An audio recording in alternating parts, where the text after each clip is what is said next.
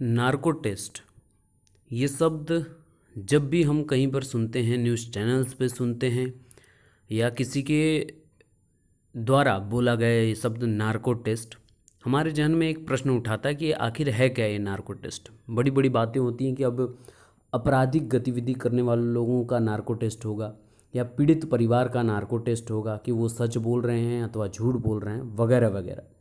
तो एक चीज़ें समझ में आ जाती हैं मोटे तौर पर कि जो ये नार्को टेस्ट है ये बेसिकली सच या झूठ पकड़ने का परीक्षण है। टेस्ट यानी कि परीक्षा। तो आज इस वीडियो में हम जानने की पूरी कोशिश करेंगे कि ये नार्को टेस्ट बेसिकली होता क्या है और किस लिए प्रयोग में लिया जाता है और क्या क्या नियम व शर्तें हैं इस टेस्ट को करने के लिए और क्यों कंडक्ट किया जाता है basically. Hello everyone, this is Abhishek Rai और आप सभी का स्वागत है राय एजुकेशन चैनल पे। इस सीरीज़ में हम ढेर सारी पॉइंट्स पर बातचीत करते हैं। उसी क्रम में आज हम लोग नार्को टेस्ट पर आए हैं क्योंकि हाल फिलहाल में हमेशा न्यूज़ में आपको नार्को टेस्ट चीज़ें देखने को मिलती हैं करंट्स में। तो चलिए बातचीत प्रारंभ करते बिना किसी देरी के। तो सबसे पहले प्रश्न आता है कि नार्को टेस्ट ये शब्द आया कहाँ से। देखिए, नार्को टेस्ट और ब्रेन मैपिंग ये दो वर्ड बहुत इंपॉर्टेंटली यूज़ होते हैं, है ना। तो नार्को टेस्ट है क्या, इसके बारे में जानने की कोशिश करेंगे। तो एविडेंस एक्ट जिस प्रकार से आपका आईपीसी है, सीपीसी है, तो उसी प्रकार से आपका जो है नार्को टेस्ट वो इंडियन एविडेंस एक्ट सेक्शन 29 के अंतर्गत आता है। और सुप्रीम कोर्ट का एक जजमेंट है जिसमें कहा गया है कि बिना व्यक्ति की अनुमति के आप नार्को टेस्ट नहीं कर सकते हैं। अगर आप ज़बरदस्ती करते हैं तो वो अवैधानिक, इनजस्टिस या इन लॉ होगा। तो सबसे पहले बात करते हैं कि नार्को ये टेस्ट कहाँ से ईजाद हुआ है। 1922 में रॉबर्ट हाउस द्वारा ये किया गया था और ऐसा टेस्ट जिसमें किसी मुजरिम को या कह सकते हैं जो पीड़ित है या जिससे हमको कोई जानकारी प्राप्त करनी है और सचेत अवस्था में, यानी कि वो अगर जागृत अवस्था है तो वो झूठ तो बोलेगा ही। झूठ बोलने के लिए कई प्रकार की मनगढ़ंत कहानियाँ बनानी पड़ती है।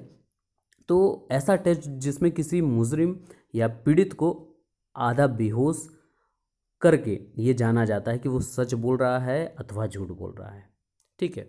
तो इसमें बेसिकली होता क्या है कि नार्को परीक्षण का प्रयोग किसी व्यक्ति से जानकारी प्राप्त करने के लिए दिया जाता है जो या तो उस जानकारी को प्रदान करने में असमर्थ होता है या फिर वो उसे उपलब्ध कराने को तैयार नहीं होता है। दूसरे शब्दों में यह किसी व्यक्ति के मन से सत्य निकलवाने के लिए किया जाता है प्रयोग। अधिकतर आपराधिक मामलों में ही नार्को परीक्षण का प्रयोग किया जाता है, हालांकि बहुत कम, किंतु यह भी संभव है कि नार्को टेस्ट के दौरान भी व्यक्ति सच न बोले, क्योंकि कई अपराधी ऐसे भी पाए गए हैं इस टेस्ट के दौरान कि वो पहले से ही प्रैक्टिस किए रहते हैं इन सभी चीज़ों की। आधे जागृत अवस्था में अगर उनको ऐसे बेहोशी की हालत में आधे बेहोश करके कुछ कबूलवाया जाए तो वो वहाँ पर भी शातिर पंथी कर सकते हैं। तो ये जो जांच होता है ये नार्को विश्लेषण एक फॉरेंसिक परीक्षण होता है और जिसे जांच अधिकारी, मनोवैज्ञानिक, चिकित्सक और फॉरेंसिक विशेषज्ञ की उपस्थिति में ही किया जाता है। भारत में हाल में कुछ वर्षों से ही ये परीक्षण आरंभ हुए हैं, किंतु बहुत से विकसित देशों में वर्ष 1922 से ही ये आपका भाग हो चुका है परीक्षण का। और जब रॉबर्ट हाउस नामक टेक्सास के डॉक्टर ने इसको पोलियो नामक ड्रग का 2 कैदियों पर प्रयोग किया था।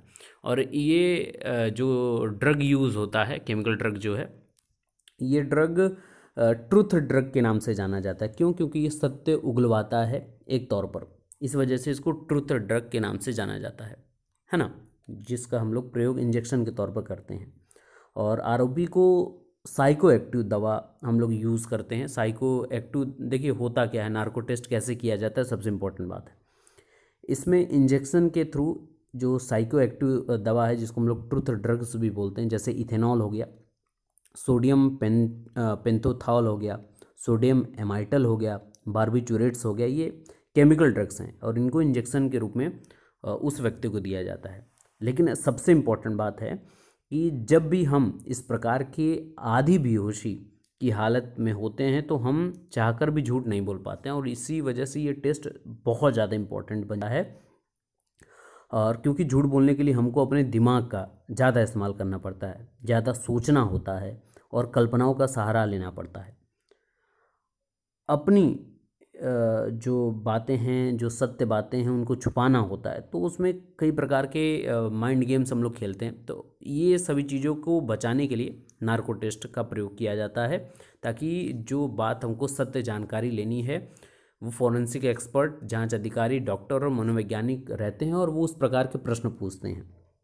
शर्त इसमें ये रहती है कि कोई सेंट्रल लॉ तो नहीं है इसमें कि इसका कोई लॉ है या इसका कोई आर्टिकल है, लेकिन फिर भी बिना हाई कोर्ट या सुप्रीम कोर्ट के आदेश के बिना किसी का नार्को टेस्ट या ब्रेन मैपिंग टेस्ट नहीं कर सकता कोई भी, जब तक आदेश ना आए। इसमें बेसिकली होता क्या है नार्को टेस्ट में कि पहले तो आपकी स्वास्थ्य के ऊपर बहुत ज़्यादा फोकस किया जाता है कि पहले एक बात ये समझ लीजिए कि बहुत कम उम्र के यानी कि बालकों का और वृद्धों का यानी बूढ़े लोग जो हैं या जो मेंटली रिटायर्ड लोग हैं यानी मानसिक अस्वस्थ लोग हैं, शारीरिक अस्वस्थ लोग हैं, उनका नार्को टेस्ट या ब्रेन मैपिंग परीक्षण नहीं किया जाता है। ब्रेन मैपिंग और नार्को में बहुत चीज़ें सिमिलर हैं, वो आपको अभी मैं बताऊंगा। तो स्वस्थ व्यक्ति किस प्रकार का, उसकी उम्र कैसी है, उसको जानने के बाद वह स्वस्थ है तो ही उसका शारीरिक और मानसिक स्तर पर अगर वो स्वस्थ है तो ही उसका परीक्षण किया जाता है, लेकिन उसके लिए सुप्रीम कोर्ट या हाई कोर्ट का आदेश होता है, बिना इसके नहीं हो सकता है। ठीक है। और जैसा आप सभी को पता है कि खुद को दोषी ठहरा देना ये भी नेचुरल जस्टिस और आर्टिकल 20 का उल्लंघन करता है, तो ये किसी के राइट्स के अधीन नहीं है। अब नार्को टेस्ट करने से पहले व्यक्ति के हाथ की उंगलियों को पॉलीग्राफ मशीन से जोड़ा जाता है। जैसा आप यहाँ देख रहे हैं, हाथ की उंगलियों को पॉलीग्राफ मशीन से अटैच्ड होता है, स्क्रीन होती है। और ये पहले जो प्रश्न पूछा गया है इंजेक्शन देने से पहले, ये ट्रूथ ड्रग्स उसको इनहेल करने से पहले, कि किस प्रकार के प्रश्न जो उससे पूछे गए हैं, तो उसमें किस प्रकार की पॉलीग्राफ पर एक्टिविटी हो रही है, स्क्रीन पर क्या एक्टिविटी आ रही है। और फिर उसके बाद इंजेक्शन देने के बाद अगर वैसी ही एक्टिविटी यहाँ पर भी दिख रही है पुनः उस प्रश्न पर, तो कहीं ना कहीं वो सत्य बोल रहा है। अगर वो एक्टिविटी नहीं दिख रही है तो कहीं ना कहीं इन प्रश्नों पे वो गलत जवाब दे रहा है। इससे ये पता लगाया जाने की कोशिश करते हैं। और टेस्ट से पहले जो आपका आरोपी होता है या जो व्यक्ति होता है, जो पीड़ित होता है, उसका बीपी हो गया, पल्स हो गया, ब्रेथ स्पीड हो गया, हार्ट रेट हो गया, और भी एक्टिविटीज़ को रिकॉर्ड किया जाता है। फिर प्रश्नों के उत्तर में कैसी एक्टिविटी है उससे सच या झूठ का पता लगाया जाता है। ठीक है, तो ये नार्को परीक्षण का एक प्रकार है और जानबूझकर इसमें पूछे जाते हैं। शुरुआत में तो कुछ सिंपल प्रश्न पूछे जाते हैं, जैसे कि आपसे आपका नाम पूछ लिया और माता पिता का नाम, आपके इतने बच्चे हैं, परिवार ऐसा है, आपकी जॉब क्या है, आप क्या प्रोफाइल है। इसी को फिर जानबूझकर झुठला देते हैं। जैसे आपके कोई एक बच्चा है तो बोला जाएगा नहीं नहीं आपके तो 3 बच्चे हैं ना, तो किस प्रकार की एक्टिविटी हो रही है वो उस स्क्रीन पे वो सारी एक्टिविटीज़ के जरिए ये पता लगाया जाता है कि आपका इस केस से संबंध है अथवा आप पीड़ित हैं, तो आपका ये सही है या जानबूझकर आप ऐसा आरोप लगा रहे हैं।